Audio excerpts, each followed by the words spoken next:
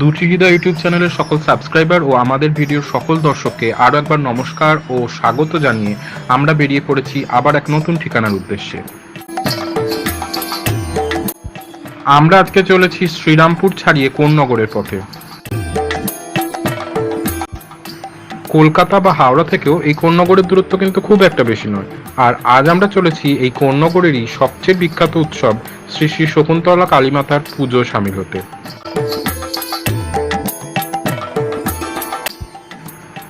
চলতে চলতেই আমরা এই সদাজাগ্রত শকুন্তলা মায়ের সকল মাহাত্ম্য, ইতিহাস ও পূজার সকল আড়ম্বর আপনাদের সামনে তুলে ধরব। তাই অনুরোধ থাকবে ভিডিওটি স্কিপ না করে সম্পূর্ণ দেখার জন্য।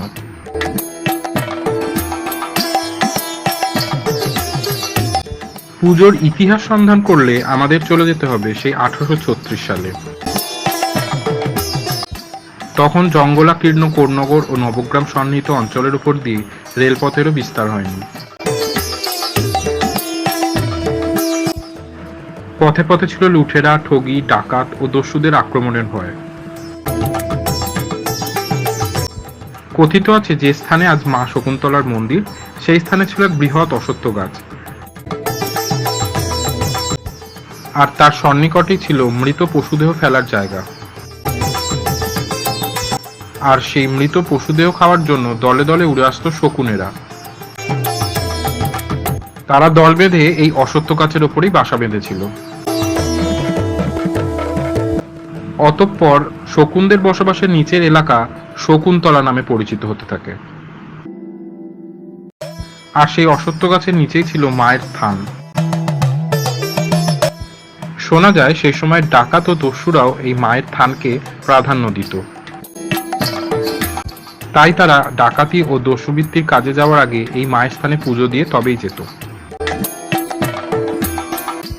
এরপর একদা জনৈক দেবেন্দ্রনাথ চক্রবর্তী নামক পুরোহিত ওই স্থান দিয়ে যাবার সময় এক এলোকেশী অপরূপা শ্যামলা বর্ণের নারী মূর্তিকে দেখেন। পুরোহিতকে দেখা দিয়ে সেই অপরূপ মূর্তি যেন ওই স্থানেই মিলিয়ে যায়। এই অপার্থিব ঘটনার পূর্ব অবধি ঘটেই ওই স্থানে মায়ের পুজো হতো। কিন্তু এই ঘটনার পরে পুরোহিতের দেখা সেই অপরূপ নারী মূর্তির আদলে মূর্তি গড়েই মায়ের পুজো শুরু হয়। ক্রমে সকল ভক্তের মনোবাঞ্ছা পূর্ণ হওয়ায় মায়ের মাহাত্ম্য চারিদিকে ছড়িয়ে পড়ে এবং সেই স্থানের নাম অনুসারে মায়ের নামও হয় শকুন্তলা কালীমাতা। স্থানীয় তথ্য অনুযায়ী আবার 1297 সাল থেকে মায়ের পুজোর সাড়ম্বরে ও বিশেষ রীতিনীতি মেনে শুরু হয়, যা আজও চলে আসছে। আর এই 1297 বঙ্গাব্দেই ওই বিশেষ স্থানে মায়ের মন্দির নির্মাণ হয়। এই 1297 বঙ্গাব্দের বৈশাখ মাসে কৃষ্ণপক্ষের প্রথম শনিবারে মায়ের পুজো সাড়ম্বরে অনুষ্ঠিত হয়েছিল। তারপর থেকে এই বিশেষ তিথিতেই মায়ের পুজো চলে আসছে। বর্তমানে কোন্নগরের শ্রী শ্রী শকুন্তলা কালীমাতা পূজা সমিতি বারোয়ারিগতভাবে এই পূজা সম্পন্ন করে চলেছে। পুজোর আগের দিন থেকেই দলে দলে ভক্তরা আসে মায়ের বেদিতে জল ঢালার জন্য। স্থানীয় সাধুর ঘাটে ডুব দিয়ে গঙ্গা থেকে জল তুলে এনে অগণিত ভক্তরা মায়ের বেদিতে ঢালেন।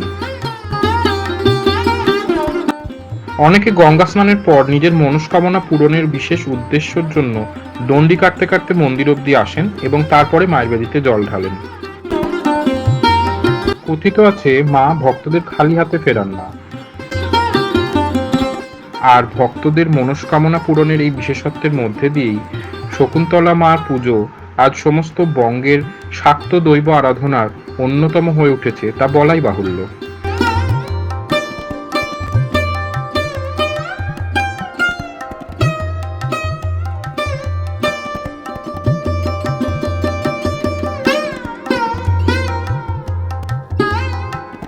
আর এই পুজোর রীতিনীতিও আজও সেই প্রাচীন পদ্ধতি মেনেই হয়ে আসছে। আর প্রাচীন সেই রীতি মেনেই পুজোর দিনে মায়ের মন্দিরে আগমন হয় সূর্যাস্তের পর, অর্থাৎ সন্ধ্যাকালে। পুজোর দিন সূর্যাস্তের পরেই মায়ের সাজগোজ শুরু হয় গয়না ও বিশেষ সাজসজ্জা পরানো।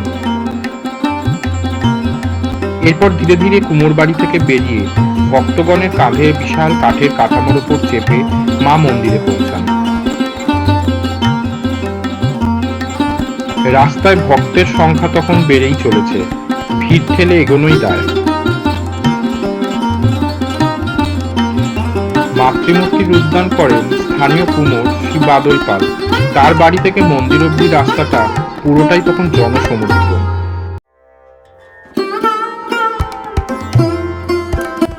কোন্নগরবাসী তাকে সমগ্র এলাকার রক্ষাকর্ত্রী হিসাবেই মনে করেন। প্রথমে ডাকাত ও দস্যুদের দ্বারা পূজিতা হলেও এই শকুন্তলা মা আসলে রক্ষাকালীরই এক বিশেষ রূপ।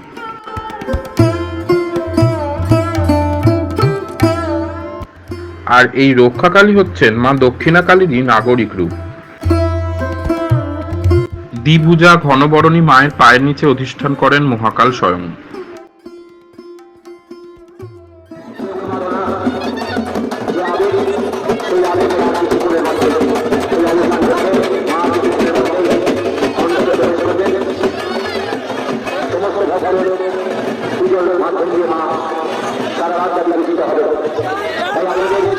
সমস্ত ভক্ত মন্ডলীর কাছে আমাদের বিনম্র আবেদন, আপনারা ভিড়ের মধ্যে শান্তি শৃঙ্খলা বজায় রেখে মায়ের পুজো দিন।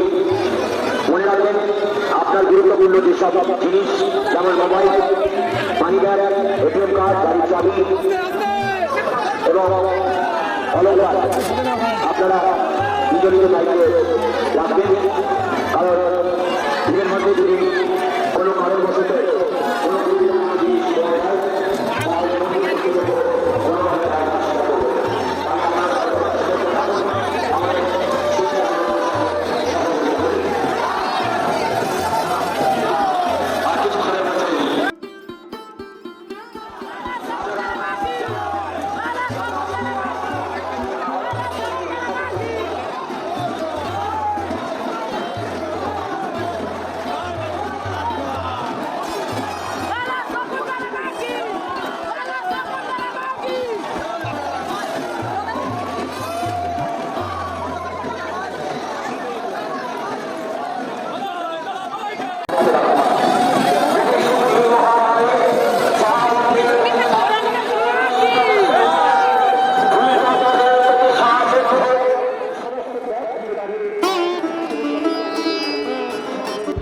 তবে কোন্নগরে যে শুধুমাত্র একটি শকুন্তলা কালীমাতারই পুজো হয় তা নয়।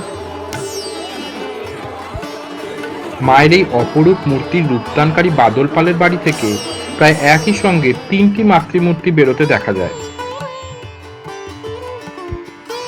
পুজোর দিন সন্ধ্যায় মায়ের আগমনের সেই মাহেন্দ্রক্ষণের মুহূর্ত চাক্ষুষ করতে গিয়ে আমরা দেখলাম মূল মাতৃমূর্তিটি সাধুরঘাটের অভিমুখে যে মূল মাতৃ মন্দির আছে সেই উদ্দেশ্যে রওনা দিল এবং অপর দুটি সমরূপ মূর্তি তার আগেই অন্য দুটি ভিন্ন পথে নির্দিষ্ট পুজো স্থানের উদ্দেশ্যে রওনা দিল।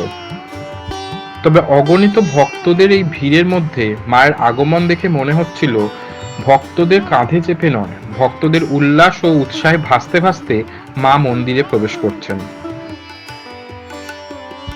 মাতৃ প্রতিমার সাথে এগোতে থাকা এই অগণিত ভক্তদের ভিড়ের সাথে সাথেই চোখে পড়বে রাস্তার পাশে দাঁড়িয়ে থাকা অগণিত ভক্তদের,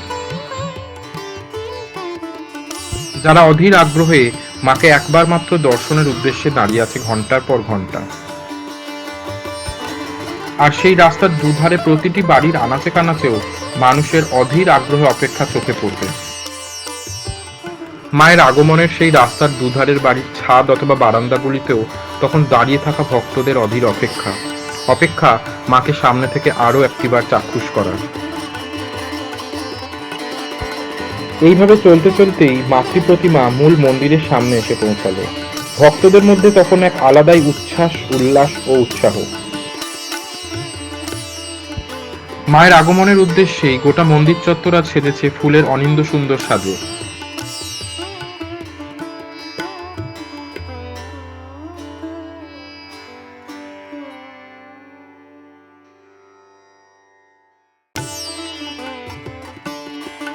মূল গর্ভগৃহে মায়ের অধিষ্ঠানের জন্য আছে শ্বেতপাথর নির্মিত সিংহাসন। আজ সকাল থেকেই অগণিত ভক্তদের নিয়ে আসা জল দ্বারা এই সিংহাসন অভিষিক্ত ও সিঞ্চিত হয়েছে।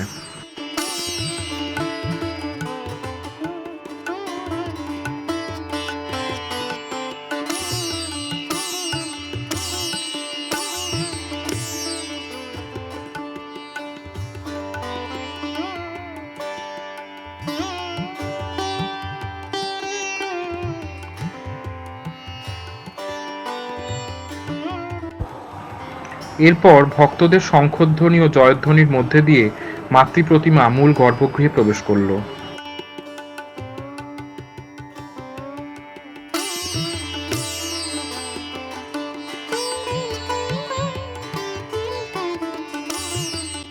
পূর্ব নির্দিষ্ট স্থানে মূর্তির অধিষ্ঠানের পর ঘট স্থাপন শুরু হলো।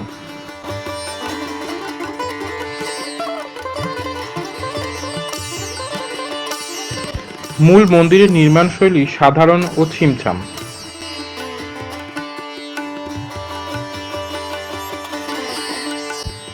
মূল মন্দিরে বছরে এই একবারই মূর্তিতে পুজো হয় ও সারা বছর মায়ের শ্বেতপাথরের বেদিতেই পূজা অর্চনা সারা হয়ে থাকে। এ যেন একদিকে মায়ের সাকার ও অন্যদিকে নিরাকার অবস্থার পুজো। ক্রমে শুরু হলো বিবিধ উপাচারে পুজো, এরপর সন্ধ্যা আরতি।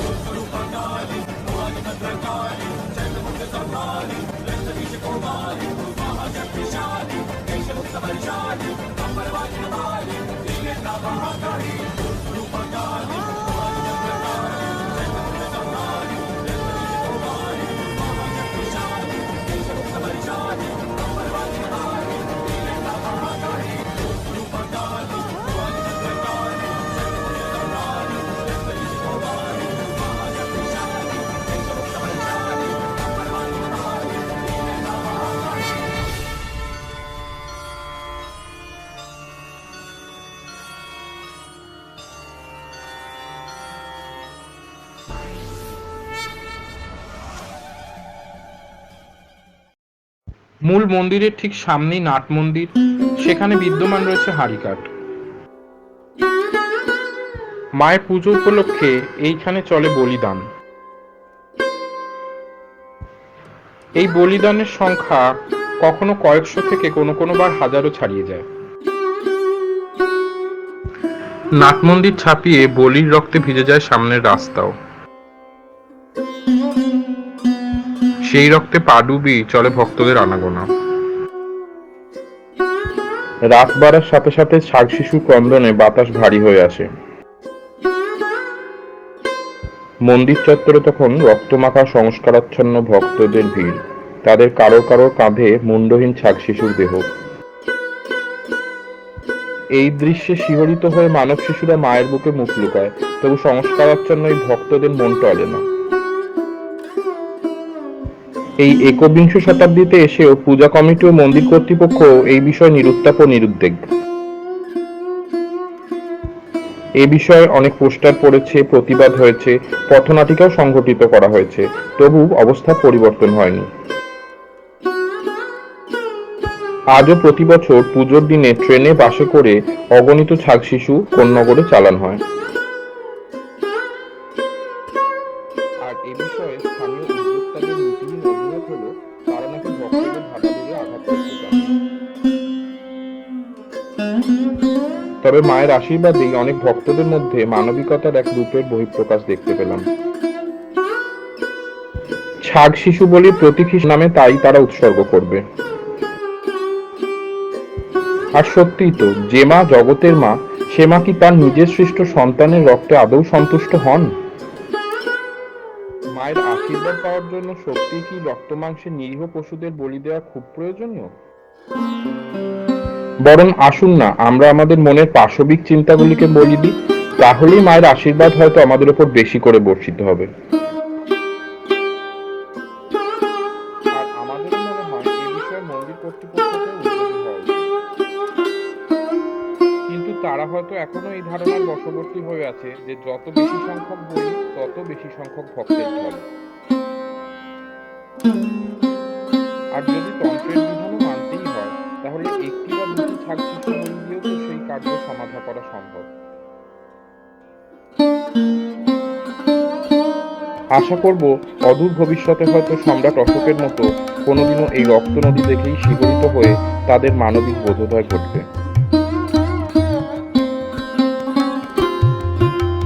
আর মায়ের কাছে আমাদের প্রার্থনা থাকবে, মাও যেন তার ভক্তদের ওপরে শুভ বুদ্ধির আশীষ বর্ষণ করেন।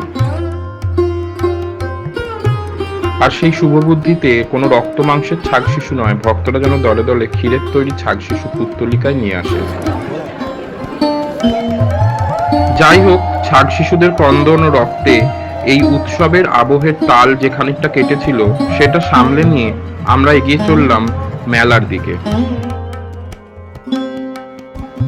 এই পুজোকে কেন্দ্র করে মন্দির সংলগ্ন রাস্তার দুপাশে ও সংলগ্ন মাঠে বেশ বড় মেলা বসে এক সপ্তাহ ব্যাপী। নাগরদোল্লা থেকে বাচ্চাদের খেলনা, ঘর সাজানোর জিনিস থেকে ফুচকা, সবই সেখানে উপস্থিত। কলকাতা বা হাওড়ার দিক থেকে যদি কেউ এই মেলা ও পূজা দেখতে আসতে চান, তাহলে হাওড়া থেকে বর্ধমান বা ব্যান্ডেলগামী যে কোনো লোকাল ট্রেনে উঠে কোন্নগর স্টেশনে নামতে হবে। স্টেশন থেকে 10 মিনিটের হাঁটা পথ। এছাড়া অটো বা টোটোও পেয়ে যাবেন পুজো বা মেলা প্রাঙ্গণে আসার জন্য। আর যারা ফেরিঘাট হয়ে আসতে চান তাদের পানিহাটি ফেরিঘাট থেকে কোন্নগর ফেরিঘাটে আসতে হবে। রাত ভোর মায়ের পূজা অর্চনা শেষে হয় হোম আহুতি। এরপর রাত থাকতে থাকতে শুরু হয় মায়ের বিসর্জনের প্রস্তুতি, কারণ সূর্য উদয়ের আগেই যে মাকে কৈলাসে ফিরতে হবে।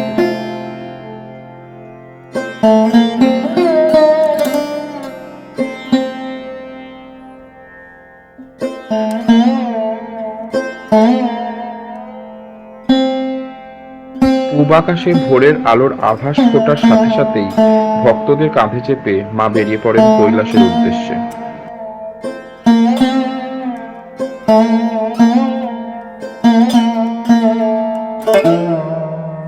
শ্রী শ্রী শকুন্তলা মায়ের নিরঞ্জন হয় কোন্নগরের সাধুর ঘাটে। মায়ের এই নিরঞ্জনের সাক্ষী থাকার জন্য অগণিত ভক্তরা রাত ভোর সেই ঘাটে অপেক্ষা করে থাকেন। নিরঞ্জনের জন্য সাধুর ঘাটে উপস্থিত হওয়ার পর মায়ের সোনার গয়না খুলে মাকে ফুলের সাথে সজ্জিত করা হয়। এরপরে ধীরে ধীরে মা কৈলাসের উদ্দেশ্যে যাত্রা করেন। আর সকল কোন্নগরবাসীও সজল চোখে মাকে বিদায় জানিয়ে গৃহ অভিমুখে যাত্রা করে।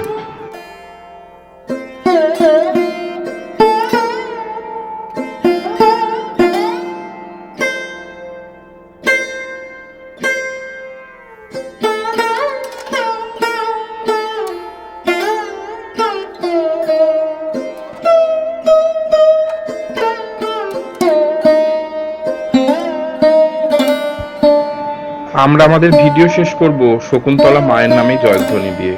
ভিডিওটি ভালো লাগলে অবশ্যই লাইক, কমেন্ট ও শেয়ার করতে ভুলবেন না। আর এই ধরনের আরো ভিডিও দেখার জন্য চ্যানেলটি সাবস্ক্রাইবও করে রাখবেন। আসুন আমরা সকলে একই সাথে বলে উঠি, শ্রী শ্রী শকুন্তলা মায়ের জয় হোক। আগামী বছর আবার একই রূপে ফিরে এসো।